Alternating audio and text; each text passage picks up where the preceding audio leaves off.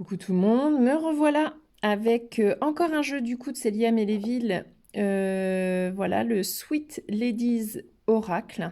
Donc vous voyez pas du tout le même style que le tarot renard que je vous ai présenté précédemment. Vous avez encore une très jolie boîte comme c'est très bien le faire Célia, vous voyez avec les... c'est vraiment très beau. Donc encore anglais, français, boîte, voilà, un beau livret. Je vais vous montrer. Ça, c'est la petite carte, en fait, elle vous met dans chaque jeu parce que ces jeux sont numérotés. Donc, voilà. Là, c'est dommage. Je me suis dit, bon, ça aurait été sympa d'avoir... vous voyez, je la laisse parce que du coup, ça fait sympa d'avoir la petite carte de fond. Là, bon, on aurait pu trouver, voilà, un autre dessin. Donc, le livret qui est en français et en anglais, qui se présente un peu sous la même forme, hein, la présentation, comment tirer les cartes et certains exemples de tirage. Et ensuite, eh ben, le message pour chaque carte. Voilà. Et ensuite, vous l'avez de l'autre côté, mais en anglais. J'aime beaucoup la texture, c'est velours en fait. Enfin, je sais pas comment on dit, peau de pêche, velours, j'en sais rien, mais j'adore. Je pourrais passer mon temps à tripoter ce livret. Hop, carte tranche blanche. Le dos, très beau. Et elles sont un peu plus petites qu'une de carte oracle classique. Alors, je sais pas si j'aurais peut-être dû vous prendre un truc pour... mais vous voyez, ça va... voilà, c'est un peu plus... c'est plus petit qu'une carte classique. Et vous allez voir que le style, on n'est pas du tout comme dans le tarot renard. Là, on est vraiment... bah, comme le titre de l'oracle l'indique, hein, Sweet Ladies, on est vraiment...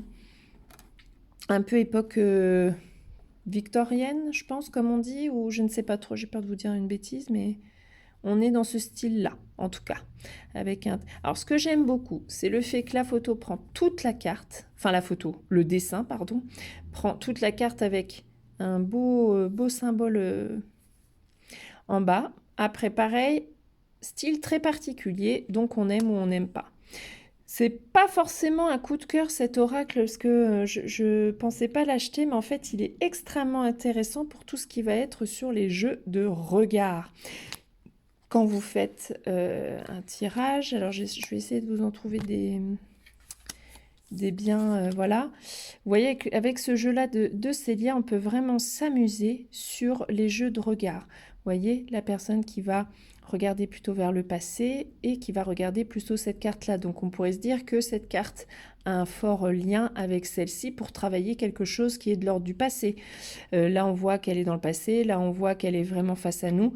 Voilà, vous voyez, ça peut vraiment être très intéressant pour travailler sur les jeux de regard et du coup, les messages vont être d'autant plus complet. Une fois que vous avez fait votre tirage, vous avez voilà, des messages complets si vous faites aussi attention à la posture des personnages et au jeu de regard qui s'y passe. C'est pour ça que je l'ai pris et finalement, en l'utilisant petit à petit, eh ben, j'ai fini par aimer en fait ce style qui n'est pourtant pas du tout mon style, mais j'ai fini par l'apprécier. C'est fou, hein. Mais des fois, il faut se laisser tenter par des oracles qui nous attirent pas forcément, mais où il y a des choses intéressantes quand même dedans que moi je voulais travailler, comme là le jeu de regard et les postures. Et c'est pour ça que je l'ai pris.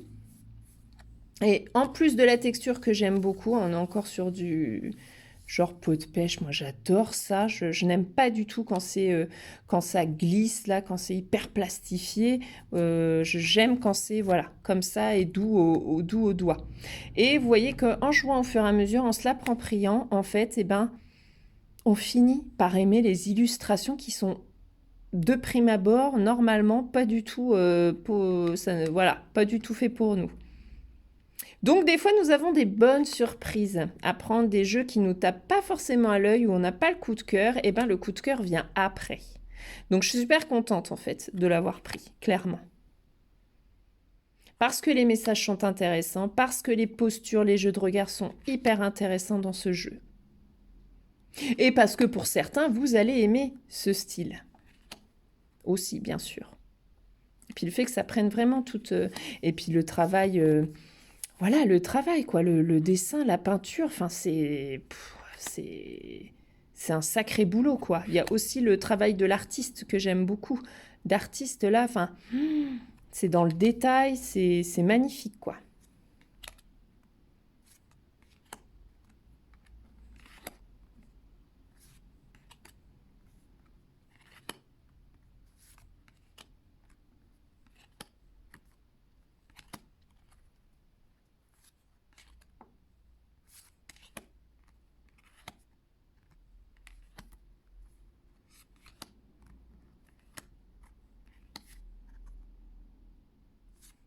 Puis il se mélange bien, je trouve, avec d'autres jeux, en fait. Je l'utilise aussi pour tirer une petite carte après avoir fait un tirage avec un tarot ou d'autres oracles. Je trouve qu'il se marie assez bien avec de nombreux jeux, avec des choses avec des fleurs, des choses de la nature. Enfin, ouais, je le marie beaucoup avec plein de choses et c'est plutôt pas mal.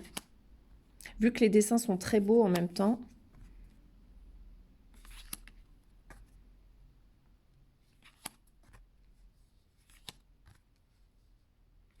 Puis on va tirer une petite carte, tiens, à la fin.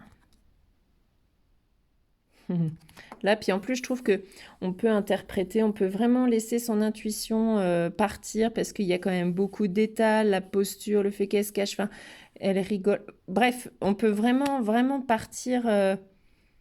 Là, vous voyez tout ce qu'on peut interpréter entre les personnages là qui sont derrière la fenêtre à la regarder. Là, cette posture, on regarde plutôt au sol ou ce qu'on a entre les mains, un peu en train de penser, mais on a fait les bagages. On se dirige vers le futur, mais on a les regrets du passé peut-être. Enfin, oh là là, on peut vraiment partir. C'est ça aussi que j'aime bien. C'est qu'on peut vraiment partir dans l'intuition. Voilà.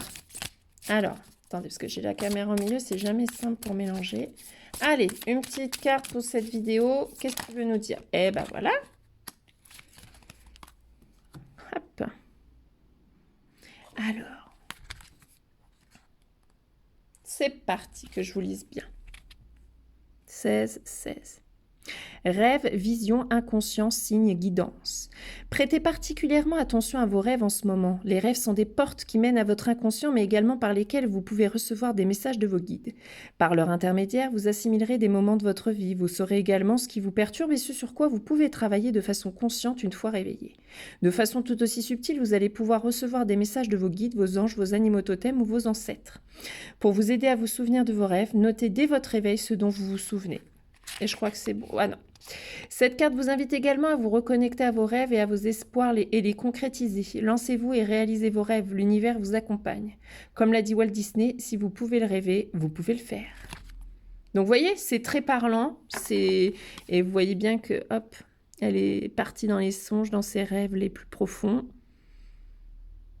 On peut se dire, un peu comme Alice au Pays des Merveilles, qui, après avoir lu, tombe dans un sommeil profond et part dans des rêves qui sont bien plus que des rêves. Donc voilà pour le jeu Sweet Ladies Oracle de Célia Ménéville. Je vous dis à plus pour d'autres vidéos.